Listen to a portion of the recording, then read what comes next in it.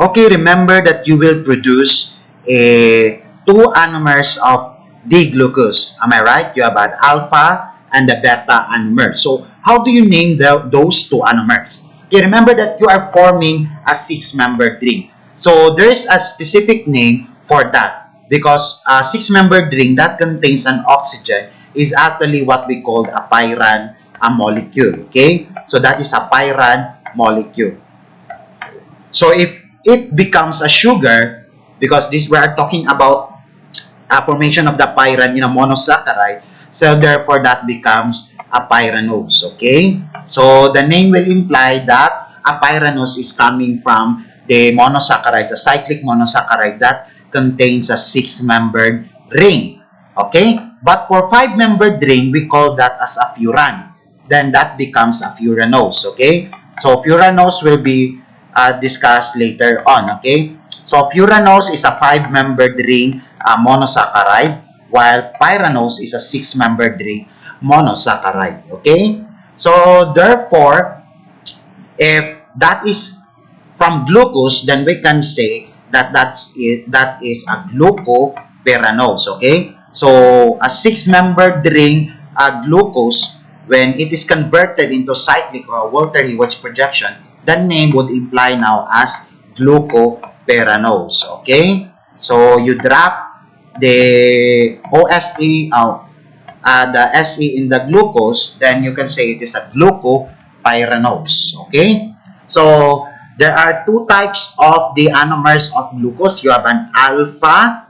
So since they are actually D, okay, they are D-glucose, so therefore you can say that there are two types of the anomers. You have an alpha D-glucopyranose and your beta D-glucopyranose. So both of them should be on D because we are converting the D-glucose into a Wlater-Haworth projection. Okay, so these are now the the two anomers of the D-glucose. Okay, once it is converted into a Wlater-Haworth projection, you have an alpha D-glucopyranose and the beta D-glucopyranose. Okay, so wait. So okay, so this is now the alpha and the beta D. Okay, remember this is an alpha D because your OH and your CH2OH are actually opposite to each other. Okay, so that is now an alpha D-glucopyranose. And this one is a beta D-glucopyranose because both your OH are on the and CH2OH are on the same side. Okay, so remember the 2, 3, and 4. Remember how do we put the OH on the 2, 3, and 4? Remember that if it is the OH is found in the Fisher projection, if the OH is found at the right, then it would be found at the bottom in the Wlater-Haworth projection. If it is found on the left on the Fisher projection, then in the Wlater-Haworth projection, it would be found at the top. Okay, so that's it.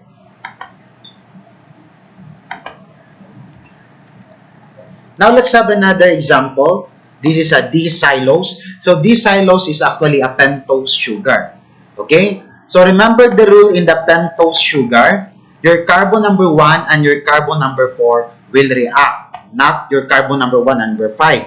Okay? So because there are only 5 carbons there, so that your carbon number 1 and your carbon number 5 will react to each other. Okay? So that is 1, 2, you have 3, this is 4, and 5. Okay?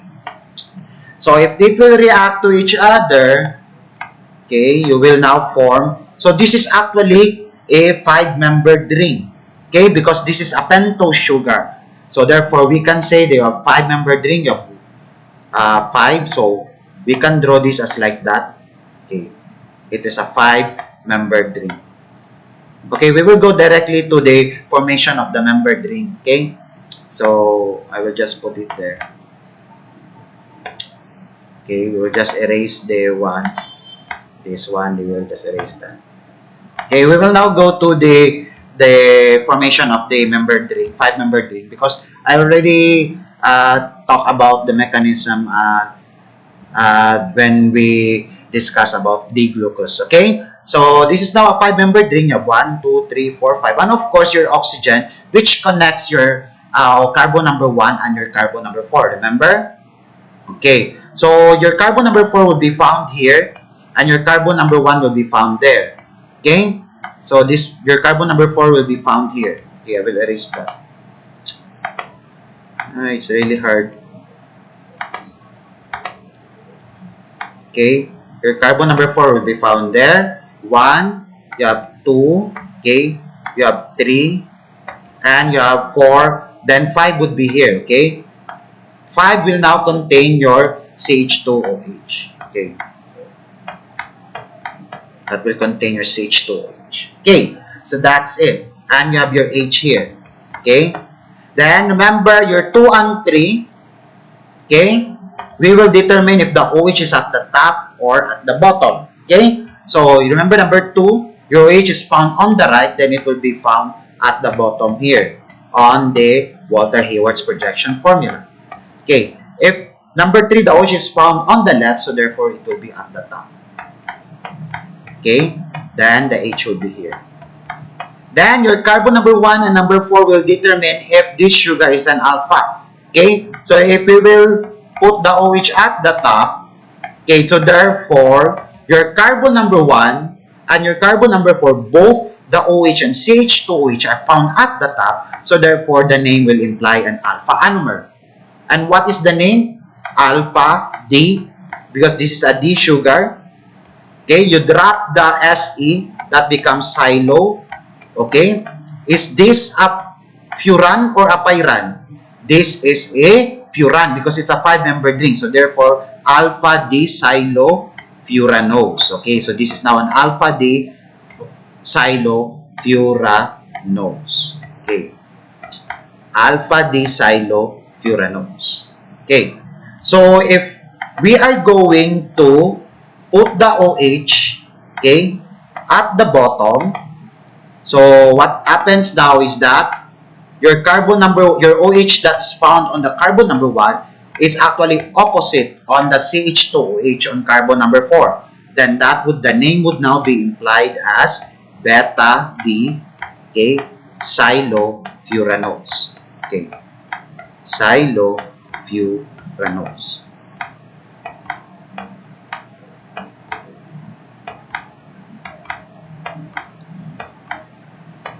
So that's it. Is it easy? Yes, is it easy? Okay, so recap, if it is a 6 carbon or as a hexose aldose, you can form a 6-membered ring, then the name which is what we call the pyranose. Okay, if it is a 5-membered ring, which is a pentose, then the name would be a furanose. Okay. Okay, now let's go to the cyclization of a ketoses. So we will only be dealing with the cyclization of the 6-carbon ketoses or the hexose in ketoses. Okay, so we will not be dealing with the pentose in the ketoses, but only the hexoketose. Okay, so or the 6 ketoses that contains a 6-carbon or monosaccharides that contains a 6-carbon that belongs to a ketose group. Okay, so the reaction will be, it is formed when the carbon number 5 hydroxyl interacts with the carbon number 2 carbonyl of the hexose or the hexoketose, okay, or the 6-carbon ketose. Okay, so remember in the aldose, if it contains a 6-carbon aldose or a hexose in the aldose, the carbon number 1 and the carbon number 5 will interact. But in the ketose that contains 6 carbon, your carbon number 2 and your carbon number 5 will interact. Why? Because in ketose, the carbon number 2 contains the carbonyl group. Okay, while in aldose, it's the carbon number 1 that contains the carbonyl. And remember, the mechanism involves the aldol condensation or the formation of the hemiacetals or hemiketals, where your carbonyl compound will react with the hydroxyl. Okay? So, the lone pair of the electrons on the OH at position carbon number 5, of course, will attack your carbonyl at C2, forming the ring now. Okay? Then your carbonyl will cleave, forming now your OH there. So, in carbon number 2, you will form the new hydroxyl group. Okay? Which is actually now your carbon number 2 becomes the new chiral. Okay? In ketoses. While in the aldose, your carbon number 1 becomes the new chiral after you get the Wlater-Haworth projection formula. Okay? C2 now is the new anomeric carbon for ketoses. Okay? And the formation of alpha and beta anomers. So there is also a formation of alpha and the beta anomers. Okay, in ketoses, although you have a 6-carbon ketose or an hexoketose, okay? Remember that in aldoses, if it is an hexose or a 6-carbon, you will form a 6-membered ring. But it's actually different on the ketoses.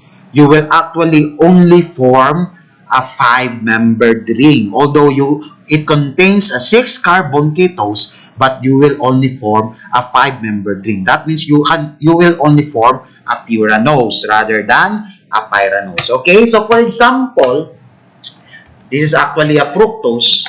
Okay, so this is actually D-fructose. Okay, D-fructose.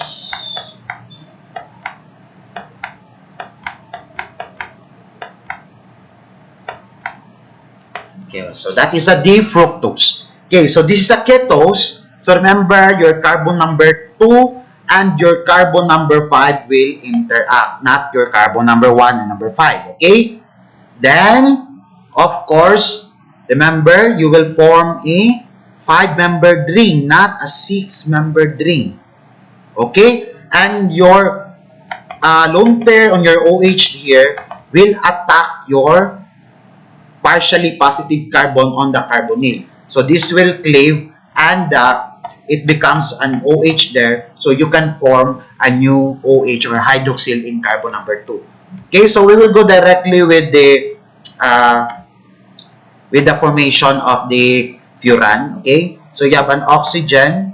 Okay, so it is a 5-membered ring. Okay, you have a 5-membered ring. Okay, remember that your carbon number 2, so this will be your carbon number 2 here, and this will be your carbon number 5, okay? So this will be your carbon number 2. Therefore, your carbon number 1 would be attached to carbon number 2, which contains the CH2OH, okay? CH2OH.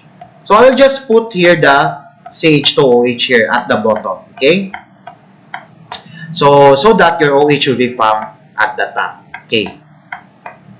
That's it. Because remember that new hydroxyl will be attached to your carbon number 2 because your carbon number 2 becomes now the new chiral carbon. Okay, we will number 1. That would be carbon number 2. And this would be carbon number 3. Okay, carbon number 3 would be here. And carbon number 4 would be here. So that would be carbon number 4. And this would be carbon number 5. And you have your carbon number 6 that contains the CH2OH. So if we are going to put the CH2OH now there at the top, okay, so an anomer will produce, okay, but we will be more concerned first on the 3 and 4, okay. So remember the rules. If the OH is found at the left on the Fisher projection, so therefore at the Wlater-Haworth projection, it will be found at the top. And if the OH is found at the right on the Fisher projection, then therefore it will be found at the bottom. Okay, carbon number 3, the OH is found at the left, so therefore you will put it at the top on the Wlater-Haworth projection, and the H will be here. Carbon number 4, the OH is found at the right, so therefore you will put the OH at the bottom. Okay, then the H will be here. Okay. And now your structure is now complete. Okay, so we will determine if it is an alpha or the beta. Okay, since your carbon number 2 and carbon number 5 are linked together, then remember that in carbon number 2, there is a new OH produced. So therefore, if the OH there is actually the same side of the CH2OH attached to carbon number 5, then that would be a beta anomers. Okay, so the name would now be a beta D fructo. So you drop the SE. So that becomes beta D fructo furanose. Okay, so this is a furan because it's a 5-membered ring. Okay, am I right? Yes. Okay, so that is a fructo furanose. So However, if we are going to, remember it is same side, okay? However, if we are going to exchange them, okay, this one, so we are going to exchange that, okay? Your OH now would be found at the bottom, okay? And your CH2OH will be found at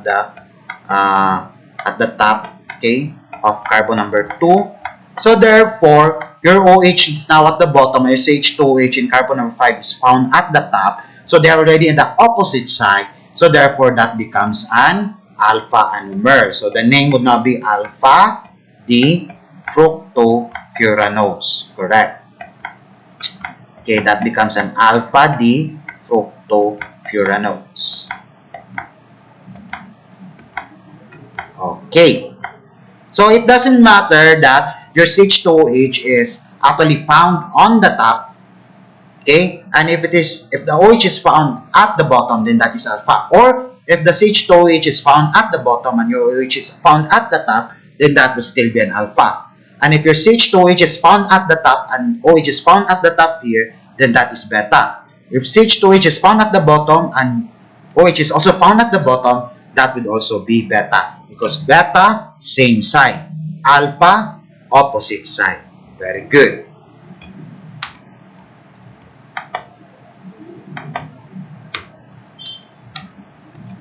Okay, so important reminders on cyclic monosaccharides. Okay, both condensations or the other condensations of hemiacetals and hemiketals are freely reversible. So they are reversible. Okay, remember the arrow there? That is actually signifies a reversibility. Okay, remember in your analytical, if you have two arrows, forward and backward arrows, okay, that is actually reversible reactions. Okay, so remember that. So these are really reversible. And in solutions, mutarotations of cyclic monosaccharides is observed. Okay, when we say mutarotation, it is actually the rapid free interconversion of the alpha and the beta anomer that necessarily passes through the open chain form. Okay, so like for example, if you are going to dissolve a sucrose, okay, or a glucose in the solution, both of these two anomers are actually present on that solution. It could be an alpha or a beta anomer. Okay, so it passes through this